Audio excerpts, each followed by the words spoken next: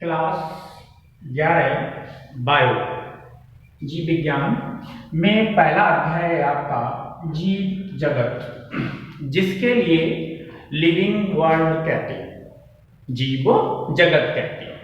तो अगर हम जीव जगत की बात करें तो जीव जगत बहुत ही विचित्र और निराला है, और इस जीव जगत में बहुत ही प्रकार के यानी कि लाखों प्रकार के जीव, अलग अलग प्रकार के जीव पाए जाते हैं। यहाँ पर अगर हम जीवों के वास स्थान की बात करें तो जीवों के वास स्थान की बात करें, वास स्थान कहते हैं जहां पर ये जीव पाए रहते हैं, जहां पर इनका आवास होता है उसको वास स्थान कहते हैं। तो ये जो जीव हैं वो लगभग हर प्रकार के वास स्थान में पाए जाते हैं, चाहे समुद्र हो, नदी हो, तालाब हो, पहाड़ हो, मरुस्थल हो, चाहे आपके अन्य प्रकार के वास स्थान हो, सभी जगह जीव पाए जाते हैं।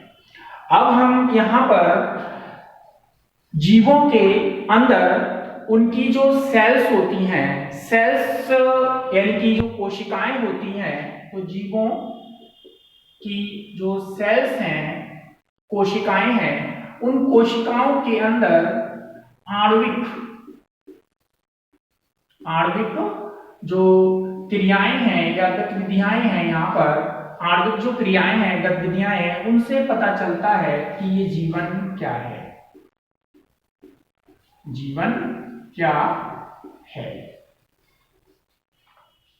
वैसे तो हम कह सकते हैं पारिस्थितिकी विरोध हो, समुदाय और पारस्परिक संबंध हैं, उनके द्वारा भी हम यहाँ पर कह सकते हैं कि जीवन क्या है। जीवन क्या है तो हमें इसके दो उत्तर मिलते हैं। पहला ये है कि पहला जो लाइन आती है यहाँ पर निकलकर वो ये है कि जीव और निर्जीव क्या है, जीव एवं निर्जीव क्या है। जीव को यहाँ पर ऑर्गेनिज्म कहते हैं, ऑर्गेनिज्म कहते हैं। ऑर्गेनिज्म जो शब्द है वो ऑर्गेनाइजेशन से लिया गया है, जिसका अर्थ होता है संगठन। तो जीव जो है एक प्रकार का, उसकी जो क्रियाएं हैं, उसकी जो संरचना है, वो सब चीज संगठित होती है, सुसंगठित होती है, संगठित होती है। तो दूसरा हमें यहाँ पर जो मिलता है वो ये है कि जीवन क्या है। तो हम बायोलॉजी में ये जानने का प्रयास करते हैं कि जीवन क्या है। तो हम इसमें जीवन क्या है, वो जीव क्या है, इसमें हम एनसीईआरटी के अनुसार, अपनी जो पुस्तक है एनसीईआरटी, उसके अनुसार एनसीईआरटी में 4 जो लक्षण हैं वो जीवों के दिए गए हैं। उन लक्षणों का अध्ययन हम एक एक करके इसके अंदर करेंगे। यहाँ पर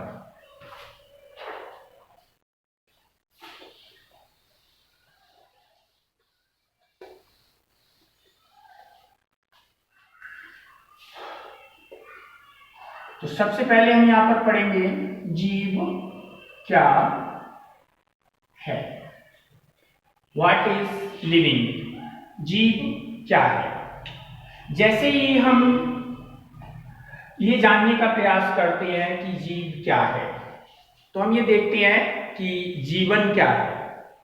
जब हम ये समझने का प्रयास करते हैं कि जीवन क्या है और जीव क्या है, तो हमें उस जीवों के जो लक्षण है वो मस्तिष्क में आने शुरू हो जाते हैं। जैसे जीवों में वृद्धि होती है, जनन होता है, संवेदनाएं होती हैं, संवेदनशीलता होती है।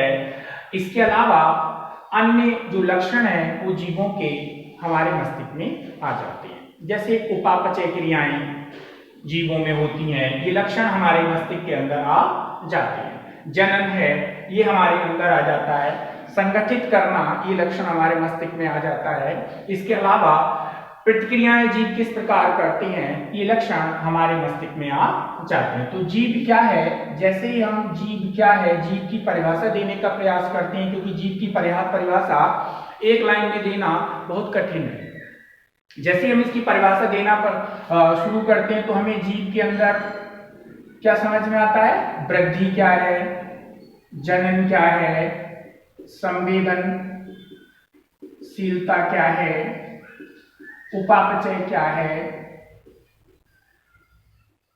ये लक्षण हमारे मस्तिष्क में आ जाते हैं यहाँ पर। अब हम इसमें जीव क्या है, जीव के जो लक्षण हैं उनका अध्ययन यहाँ पर करेंगे। जीव के लक्षण, तो यहां पर हम कुछ लक्षणों का अध्ययन करेंगे, जीव के लक्षण, जिसमें सबसे पहला जो लक्षण है वो है वृद्धि, जिसे हम ग्रोथ कहते हैं, वृद्धि कहते हैं। जीव का भार बढ़ना, उसकी कोशिकाओं में वृद्धि होना, उसकी कोशिकाओं की संख्या बढ़ना वृद्धि कहलाता है, वृद्धि कहलाता है। वृद्धि, ग्रोथ की अगर हम बात करें, जैसे प्राणियों में बात करें, यहां पर प्राणियों में वृद्धि की बात करें हम यहां पर, तो प्राणियों में जो वृद्धि है वो कुछ आयु तक होती है, जबकि पौधों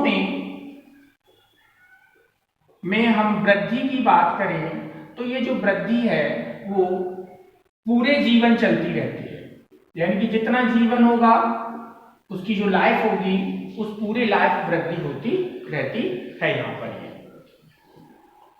वृद्धि, जैसे एक कोष के प्राणी हैं, जीवाणु हैं, एक कोष के शैवाल हैं, वहां पर जो वृद्धि है वो कोशिका विभाजन से होती है। कोशिका विभाजन में जो कोशिकाएं बनती हैं वहां पर उसको वृद्धि माना जाता है। बाकी हमारे जो उच्च प्राणी हैं, उच्च प्राणी हैं, पौधे हैं, इनमें जो वृद्धि है वो कोशिका विभाजन द्वारा होती है, कोशिका विभाजन द्वारा होती है, जिसको सेल डिवीजन कहते हैं। इस सेल डिवीजन के द्वारा वृद्धि होती है। और जब कोशिका विभाजित होकर नई कोशिकाएं बनाती हैं तो ये पुरानी कोशिकाओं का स्थान ले लेती हैं, जो वृद्ध हो रही कोशिकाओं का स्थान ले लेती है यहाँ पर ये। तो इस प्रकार से वृद्धि होती है। अब बात आती है कि ये जो उच्च प्राणी हैं और जो पौधे हैं, इनमें जो वृद्धि है, वृद्धि अंदर से होती है। वृद्धि कहां से होती है? अंदर से होती है। शरीर के अंदर से वृद्धि बाहर की ओर होती है। इसी प्रकार से अगर हम बात करें तो वृद्धि जो पत्थर है, पहाड़ है, रेत के टीले हैं, निर्जीव वस्तुएं हैं, उनमें भी वृद्धि होती है। लेकिन उनमें जो वृद्धि है, जैसे ये कोई टीला है तो यहाँ पर जो वृद्धि होगी वो निर्जीव में वो कहां से होगी? बाहर की तरफ से कणों के चिपकने के कारण होगी। तो इस प्रकार हम जो वृद्धि है उसको हम मुख्य लक्षण यहाँ पर नहीं मान सकते हैं, यहाँ पर ये जीवों का यहाँ पर। उसके बाद यहाँ पर दूसरी चीज आती है, दूसरा जो लक्षण आता है जीवों का वो है रिप्रोडक्शन, जनन है।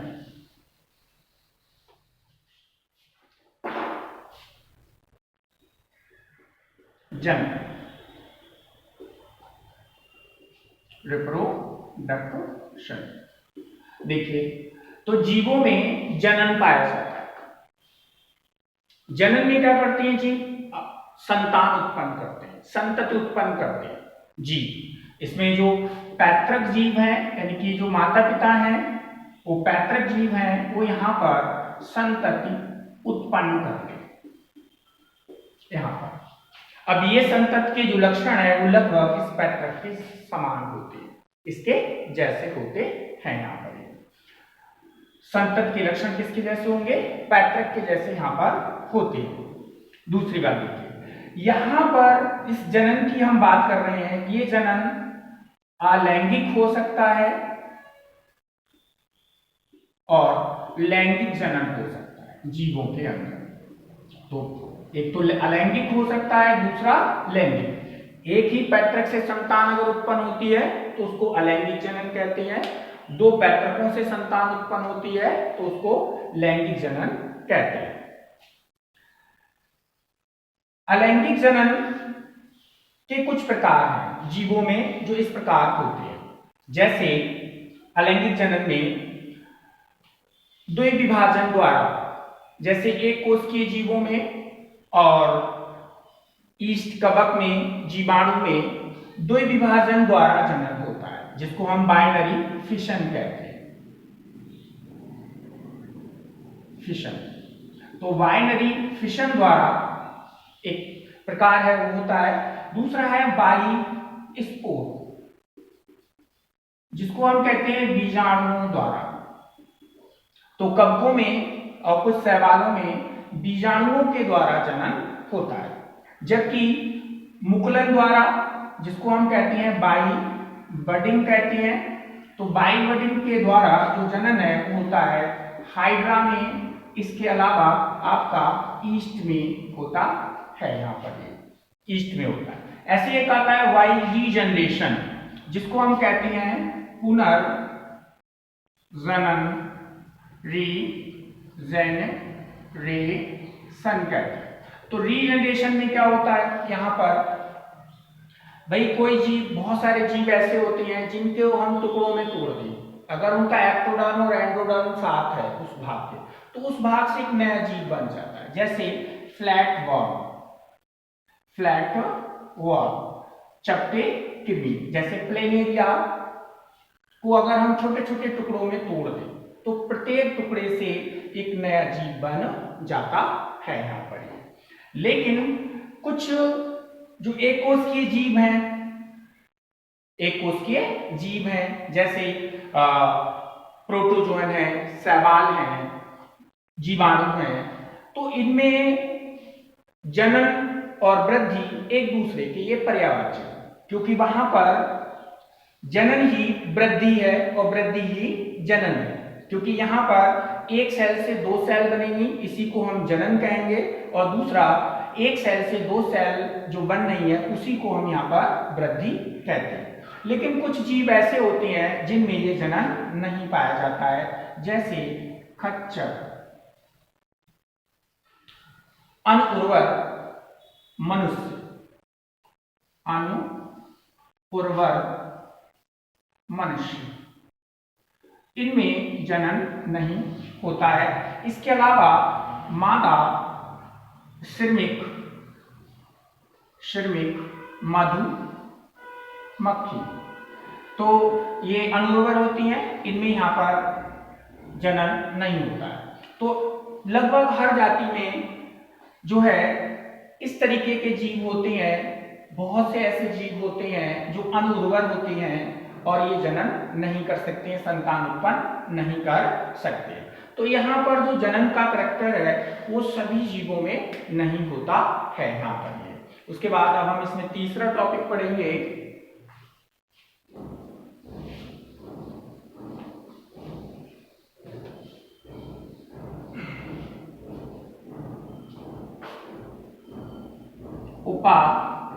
उपापचयन, जिसको हम कहते हैं मेटाबॉलिज्म कहते हैं। देखिए ये तीसरा करैक्टर है उपापचयन। क्या है ये उपापचयन?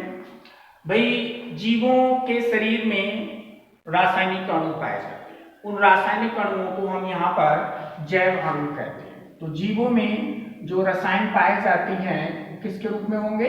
जैव अणु, जैविक अणु के रूप में होते हैं, जिसको हम बायोमॉलिक्यूल्स कहते हैं।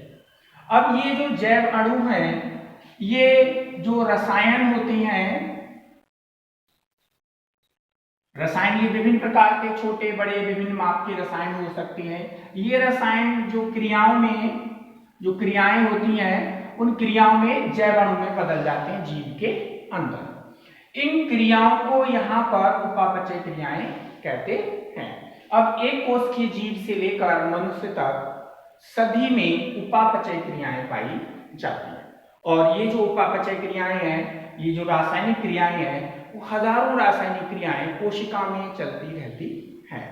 तो उपापचयन जो लक्षण है, मेटाबॉलिज्म जो लक्षण है, वो सभी जीवों में पाया जाता है। ये एक ऐसा करैक्टर है जो सभी जीवों में पाया जाता है। चाहे पौधे हो, जंतु हो, जीवाणु हो, चाहे आपका प्रोटोजोन हो, कोई भी किसी भी प्रकार का जंतु हो, सभी में ये उपापचयन कैरेक्टर पाया जाता है। यहाँ पर ये उपापचयन लक्षण पाया जाता है। इसके अलावा आपको बता दें कि भाई यहाँ रसायनों से क्रियाओं के द्वारा क्या बने, जैव अणु। इन रासायनिक क्रियाओं को क्या कहा गया, मेटाबॉलिज्म यानी उपापचयन कहा गया।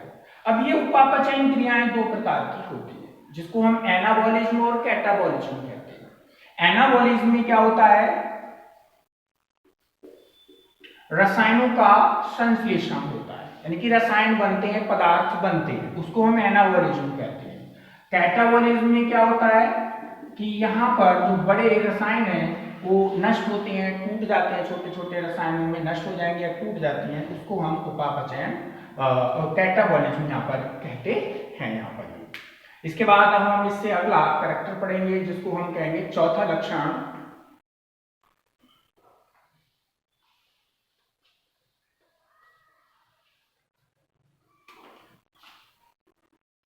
संवेदनशीलता।